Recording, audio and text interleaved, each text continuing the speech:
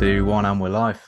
Amara, Hiya. thanks for coming on the Vantage Point Podcast. You're the founder, the brilliant mind behind Woozy Whale. I'd like to hear a bit about that. What's involved? Where's it going? What's the current plans with it? Woozy Whale is something I thought of when I was like 19, and I think I was really inspired by brands like Big Wild Thought. I don't know if you've ever heard of them, but they do like embroidery on clothes of different animals, and they give like a percentage, like 10% of each sale to charity. So that's something I'm hoping to focus on Oh, more wow. after uni. So that's where I'm going with like the jacket painting and everything. So yeah. How hard is that? Is it more difficult painting on denim, or is it an easy thing to paint on? Or how does it work? Did you have to use a certain type of paint to paint on the back of a denim jacket, or what? So I've just been using acrylic paint for that whale one that I did sell. That was my Mm. first time ever doing it. And then Yeah, I that did buy design's some amazing, by the fabric way. paints. Thank you so much. I was so happy when I sold that. No, I used acrylic paints, but then I kind of did a bit more research in it and I bought like a binding medium. So you kind of add like sort of a ratio of this stuff to the paint and then it helps it like, I don't know what the word is, like bind better to the fabric and it's Bond, a bit more maybe. durable. Yeah. Yeah, something like that. But that's good because I tried with actual fabric paints, but they're just ones I bought on Amazon, but they literally absorb into the denim so fast. So I've kind of given up with that. And I did loads of testers the other day actually, and you heat set them with an iron, and then you can like I tested them putting them in the washing machine and then the tumble dryer. And it looks like the acrylic with the binding stuff seems to have like worked the best. So that's what I'm going to go with in the future. But yeah, it's a lot of trial and Mm. error. As someone who repurposes old things, do you think we should be making sort of collectively an effort to repurpose old things, shop at charity shops and stuff like that more? Because the abundance of clothes there on the planet, I think I've got a theory that we could probably get by for the next 100, 200, 300 years without making any new clothes, and we could just hand down clothes. It'd be interesting to see what would happen. And I think fast fashion is just it's just a big plague, and it's got to be stopped. What do you think about that? Yeah, I think the fashion industry has got a lot that needs to be held accountable for. And I think nothing upsets me more than if I find like, I don't know, a funny TikToker or something and I'll really enjoy their random content. And suddenly they come in and do like a Shein haul or something, like makes it just jars me so much. I'm like, you have this amazing platform, you've got thousands of followers, and you're going to endorse a company like that, which is doing so much damage. I mean, I pretty much only shop. I went to so many charity shops today and I found so much good stuff. And I did go into New Look and I mean, I just felt like half the stuff in it was just rubbish. So I was like, no one's going to buy this. It's all just going to end up like, it's just nonsense. I think you're completely right. We could get by easy secondhand. Um, and I honestly couldn't plug Vinted more. Like, I only got it because my friend recommended it to me. And it's amazing. It's so good. And it's such a lovely community because you can message the sellers and the buyers. So Oh, yeah, right. definitely recommend Vinted. Is that where you source like denim jackets products for your projects? Yeah, at the moment, that's where I've been getting them. I've managed to get good brands like Wrangler, Levi's. It's not like I find so other apps like Depop, people are trying to make a business out of it, and Depop takes a percentage of what you sell. Whereas Vinted's a lot more transparent, and you can tell it's people genuinely just trying to get rid of their clothes. And I've sold quite a few clothes on Vinted, and it's just nice knowing that they're going to a new home to be reworn and reloved. It's basically recycling, isn't it? And it's like the Mm. most clear, obvious form of recycling that I feel like just not enough people do. Some people don't. They're like, oh, I'm not going in a charity shop. Why not? Why not? Best things I've got charity shops. Honestly, people was like, "I love that," and I'm like, "Yeah, charity shop," and it'll be everything I wear pretty much. You're also sitting there with Harry the Hound. Is that right? He is, yeah, he's Yeah. back there. You can just about see him curled up. So being a dog lover, so why is it then Yeah, that you specialize in equine photography? And what is it about that you enjoy? dogs just come with the territory, I think. So, Just tiny Harry was horses, aren't they? obviously, yeah, just a bit more obedient, easier to deal with. He's been shopping with me today, and he's so funny because I make him sit in the changing rooms every time, and he just sits there looking at me like, "Please don't take me to another shop." Like, bless him. He's so good though. Yeah, he's a very good boy. You can take him anywhere, can't you? I Yeah. like how he got in the front of my car and he was just so happy just sitting in a little footwell the whole way. I think my dog would have gone Yeah. nuts sitting there. No, cars equal adventures, but I think 2 years of like being dragged around, living with me at uni and being dragged around literally everywhere I go has just really like made him so adaptable to nearly every situation I trust him in, pretty much as you can trust an animal. Mm. Yeah, he's a friendly fellow. There's a gym I've been to in Wales here where called Wells, where there's a dog just like who I don't know lives at the gym or something, and he just runs around the gym all the time when you're lifting weights. Does your dog come with you to the gym as well, or does he not get let in pure gym?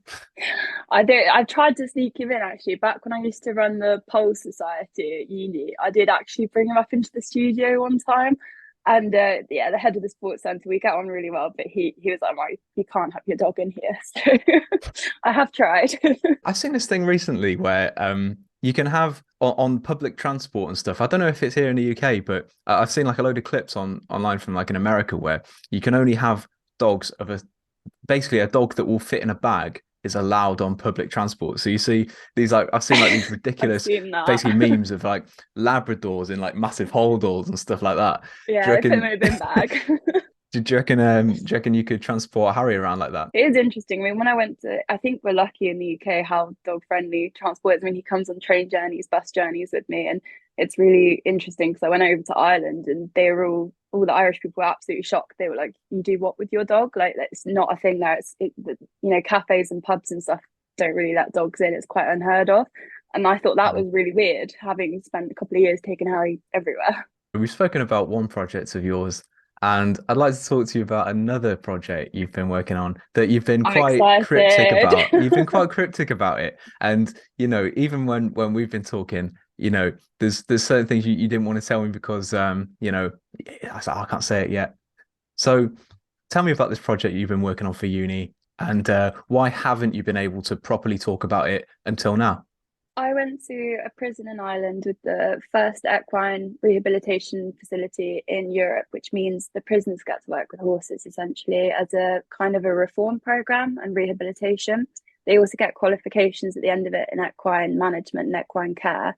Um, the reason I didn't want to talk about it before I went is because of the risk to myself and my family. And it sounds a bit melodramatic, but it's not. Like, people on the outside, I mean, it's the gang culture really. And with social media and everything these days, I mean, it's the first time in my life I've ever properly put my social media things and actually looked at them and put everything on private, because it's kind of easy with social media for people to find out, oh, this girl's, if I was blabbering about it, to go, oh, that girl's going into the prison. And then you could basically get blackmailed to take in drugs or notes or what have you. So it's best for the sake of it just to keep it quiet. And also because I didn't want to jeopardize my chances of actually getting to go when I was negotiating with the press office about getting access. I didn't want to jeopardize it by looking unprofessional by talking about it. And then I didn't talk about it until recently because I was hoping to go back. That hasn't happened, but I almost feel relieved because now it's like, okay, well, there's no Yeah. secret anymore if I can talk about it. So what exactly is the premise behind the project? What's the idea behind it? I did my dissertation on the use of horses to rehabilitate inmates in the USA. And that's when I came across that's where they round up the wild horses every year because they're overpopulated. It's a whole controversial topic that I could talk about all day.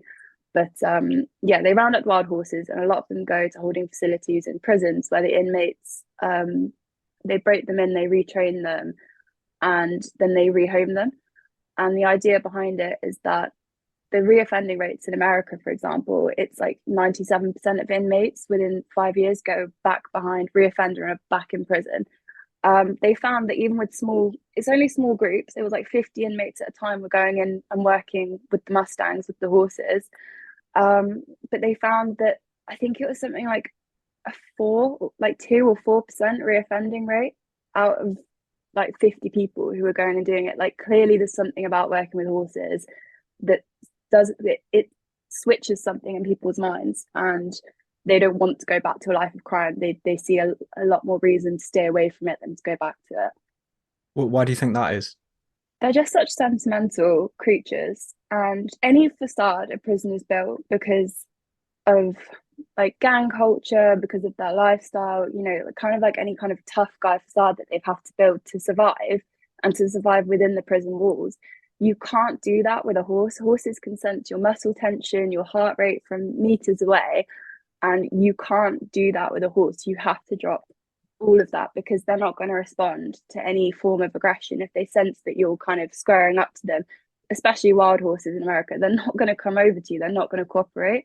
So if the inmates really want to work with the horses, they have to completely scrap all of that and revert back to their authentic selves. And I think seeing themselves making an impact on another life for the better is, I'm guessing, is kind of partly to do with why it's so effective. I couldn't tell you 100%. I mean, I've not been through it. That's interesting you say that because, you know, I like to think I can tell a lot about someone by how they interact with animals. Like if someone, you know, doesn't get on with my dog, I kind of wonder why. Like, what is it? You know, obviously my dog isn't the strongest thinker, probably not the deepest thinker, but what would it be in an animal that they can sense sort of this person isn't trustworthy, I should say.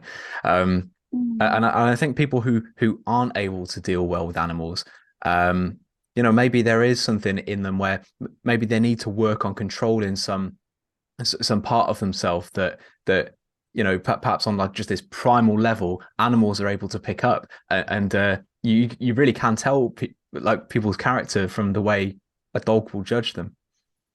Completely. And you've hit the nail on the head when you say it's like a primal thing, because they've kind of proven, I think, that people will feel calmer, especially the difference between like dogs and horses is horses are prey animals. So they're a lot more sensitive. And actually being around calm, like herd grazing, you know, prey animals, it has a real calming effect on us because like prehistorically, we would have stayed close to herds of deer, herds of like elk, antelope, what have you, because they're going to sense a predator or a threat coming a lot sooner than we will. And there's still, I think it's like monkeys or chimpanzees or something that still do that. They stay close to herds of deer because they're so much more sensitive to threat than we are. So it's like a safety Oh, thing. It's like a interesting. comfort thing. So you think this is really helping inmates then? You really think it's helping them sort of develop that kind of skill of maybe working, I don't know, working together or using just their primal senses to sort of reconnect with who they are, maybe. I think it's incredible. When I went into the prison, I mean, I didn't go into the prison. The yard's kind of on the premise of the prison. So the inmates Hmm. come out and work in this barn. It's an American style barn. And the sense of camaraderie and lightheartedness in that barn was incredible. Like you watch all these men just crack on with the job and get it done and work together, and it's a non-verbal thing. It's like, and I know from my own experience working on teams and big yards, how even just watching them sweep up the yard together, it's just like everyone's pulling their weight, everyone's working together, and they all really want to be there. Like the feed when I spoke to some of them and the interviews I watched online, they all say that they can't wait to get out to that yard every single morning and get out from behind that prison wall. How scary was it then for you going in, well, going in a prison with like you? I mean, you don't know who's in there. How scary was that for you to go in? So it is a medium security prison. You can Okay. read articles online where they openly interview an inmate with a pseudonym called John. He was committed for murder. He obviously wasn't there when I was there. He'd moved on.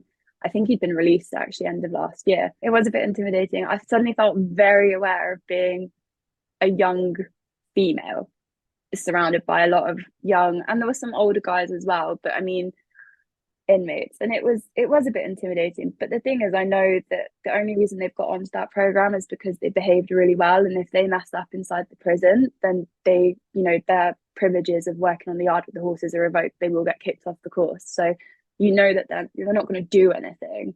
They don't want to, but it was still quite intimidating. I had officers there with me, but at one point they were kind of stood outside the barn chatting, which was fine. They could see me, but then I just found myself sort of standing there, and all these blokes were like looking at me, and they're asking me where I'm from, and I was like, "Oh, I'm from Cornwall or Worcestershire or whatever I said." And they were like, "Oh yeah," and I was like, "Oh, where are you from?" And then they tell me, and I'm going, "Oh yeah."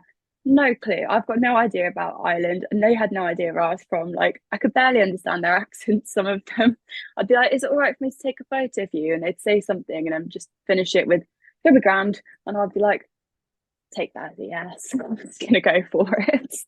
I don't know if either of us mentioned this, but it's a photography project, right?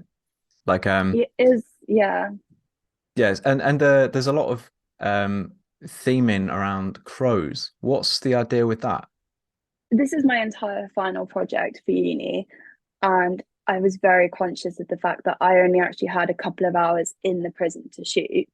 So I then spent the rest of the day going around the town and just photographing, and I really noticed how like prominent like the corvids were. Like there were crows, rooks, magpies. I mean, more than I've ever seen anywhere else, everywhere.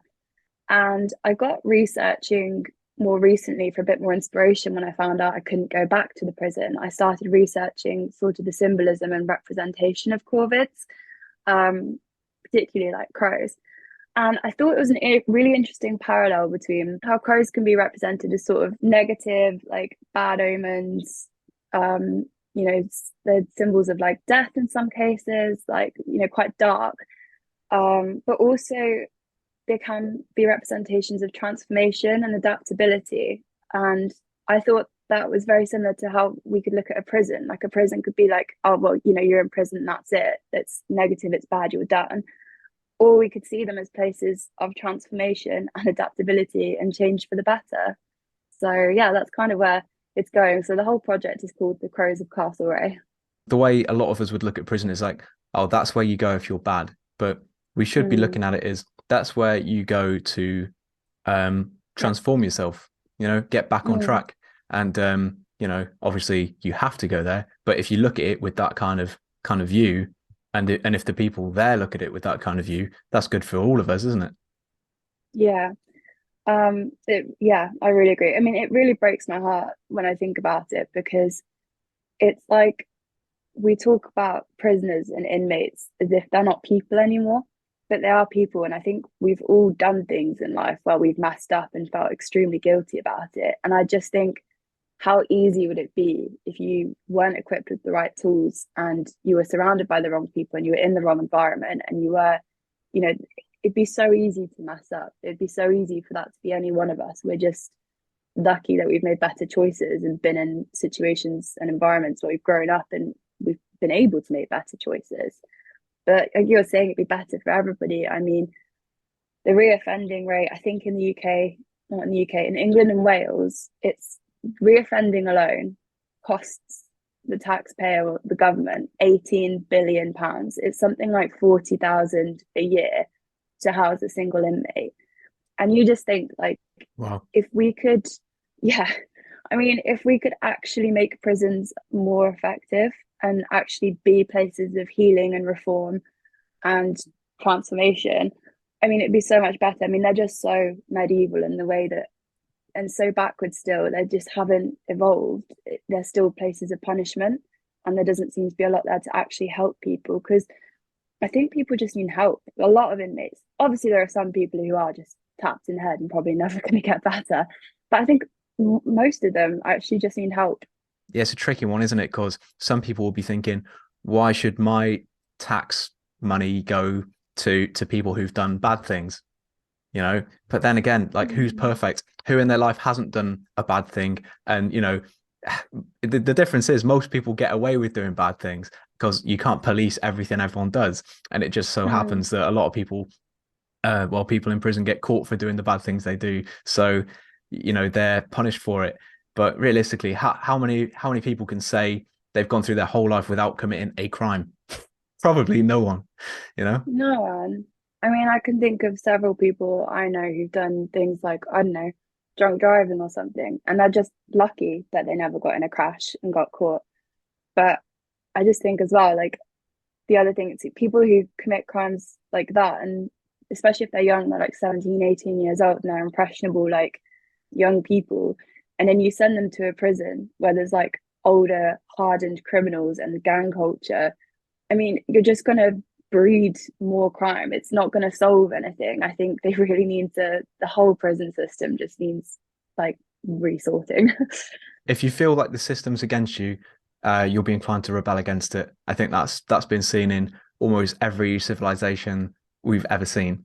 And Mm. yeah, if we can somehow make it so people don't think that way, obviously that would be pretty difficult. Especially with the way things are now, there's a lot of distrust, and I think people don't trust in the system that's meant to hold us all together, and that's not a good thing for us. Now, Amara, you strike me as a bit of a deep thinker, right? So I've got some deep questions that I wanted to ask you to sort of finish this episode on. We've had some long conversations about stuff just in the Mm. short time we've actually hung out with each other. And I've got one for you to start with. Do you believe in destiny? And if so, do you think that people should fear destiny? I think you kind of make your own destiny. I don't think I believe in destiny as in like someone's mapped out your life for you, but I do believe massively in like when things go wrong, sometimes that's actually the universe or a higher power or something kind of protecting you, or it's just a redirection in your life. So I don't know, like not being able to go back and do a second shoot at the prison. And I'm thinking, God, I'm gutted, but also I think this has happened for a good reason, you know? And I just think I don't believe in destiny. I mean, I came onto my degree in marine and natural history photography thinking that I was going to do scuba diving and I was going to be an underwater photographer. I was going to work on Blue Planet. I ended up being terrified of scuba diving. It was COVID, and now I've gone into prisoner reform. So yeah, Well, yeah, I big change. think yeah, I don't think I believe in like a singular destiny at all. I think you're right when you say that sometimes things don't go the way you expect them to go. And it's not necessarily a bad thing having a setback, because you can learn from that setback and maybe reevaluate either your goal, either your end goal, or you learn the thing you need to learn to achieve that first goal you set out with.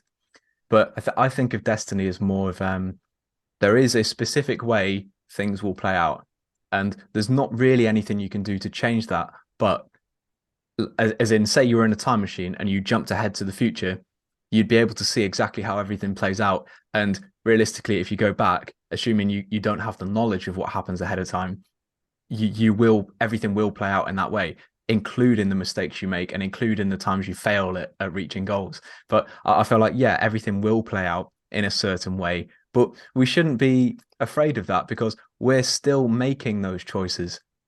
It's not like we don't have free will. And I think that's where people conflate those two things, destiny and free will, that they don't oppose each other. I think they're the same thing. I think that's a really insightful way of looking at it. And all I really have to say is just something my friend says to me all the time if I start stressing about anything. And she just says, well, if it's meant to be, it will be. And I kind of just go by that whenever things are Yeah. going a bit up in the air and I'm not really sure what's going on. It's like whatever's meant to be will be. And I'm like, that's true. Like whatever choice I make from here on will have some kind of outcome. And that's probably for the best. Whatever it turns out to be, it will be for a reason. Okay, next two question. I've got three of these, by the way, just Oh before my time God. runs out. Okay. Okay. Do you believe Keep them in coming. life after death?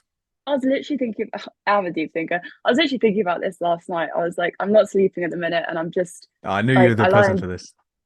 I knew, I was just there, like, I'm not even like anxious at the moment. I'm just excited about everything. I feel like I've just got limitless energy, no matter how much I try to tire myself out. It's blessing and a curse 'cause I'm not sleeping. So I was lying awake last night, and I was kind of stressing a little bit about things. And then suddenly this thought just popped in my head, and I was like, isn't it mad how we're just like spiritual beings having a human experience?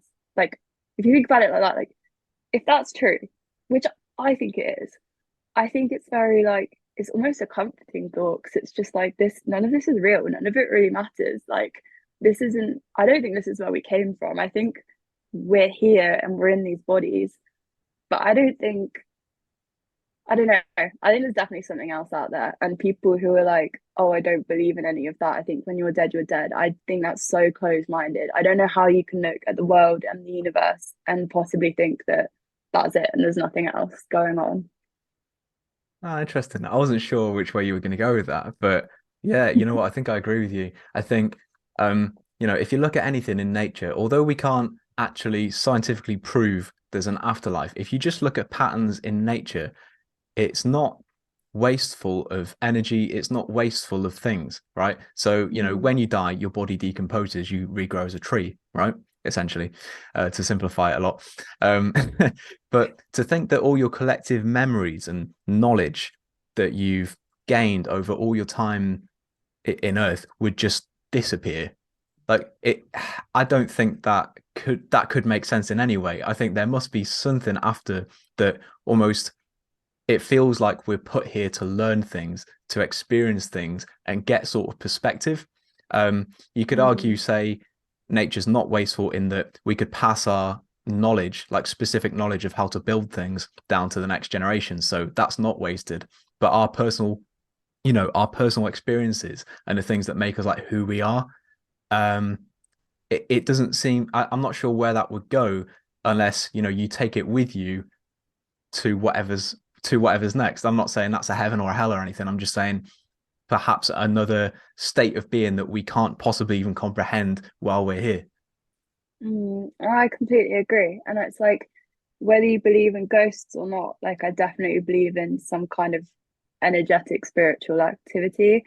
And I've watched weird documentaries, like American ones, and I'm not sure how kind of made up they are, but the ones about kids that genuinely believe that they're someone else and that they've lived another life and they can tell you all about it. And I mean, I don't know if anyone else has had this, but do you ever have a dream about something so vivid, about somewhere you've never been or somewhere you've never seen? Because I've had dreams like that I've been in like India or something, and they were so vivid, and like the smells, the sounds, everything, even though I've never been. And I'm like, that's weird. Like, I'm convinced that we live multiple lives.